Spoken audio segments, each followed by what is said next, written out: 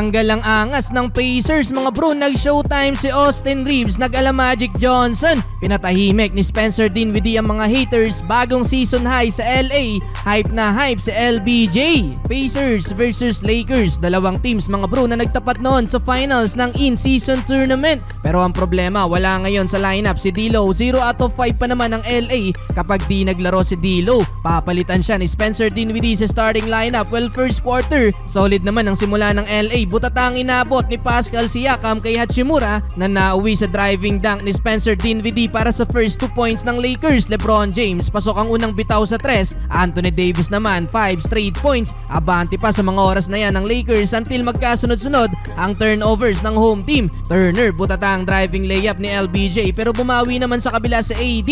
Halfway mark lumamang na ang Pacers. Haliburton malamig pa, 2 points pa lang. Leading scorer nila si Andrew Nembhard with 9 points. 4-minute mark, Pascal Siakam binastos ang dalawang depensa ng LA kasama si Anthony Davis na challenge pa ang dunk. Napatayo ang bench doon ng Pacers at hype na hype pa si Haliburton. Umabot sa 11 points ang biggest lead ng Pacers. Buhat mode si Anthony Davis, 15 points sa opening quarter. Tumulong naman ng 10 points si Dinwiddie. Naibaba pa nila sa 6 ang lead ng Pacers, 36-30. Second quarter, nag-run ulit ang Lakers led by LeBron James. 11-4 run, assist kay Max Christie para makakuha ulit ang lead. Muling nagising ang crowd ng LA matapos ang end one layup na to ni Reeves at corner 3 points naman mula kay Hachimura. Eto pa isa mga bro mula kay Reeves. Ala Magic Johnson, no look overhead pass sa corner para sa bukas na si Cam Reddish. Tatlo ang nakapaligid doon kay AR pero nagawan pa ng paraan. Under 4 minutes si LeBron naman ang nag-showtime. Back-to-back basket para kay The King, switching hands in mid-air na nasundan ng one-handed dunk mula ulit sa magandang assist na AR. Taurean Prince solid off the bench mga bro. Kumanato ng 7 straight points late in the quarter kaya napangawakan ng LA ang lead. Pumahabol pa ng 2 points si Austin Reeves,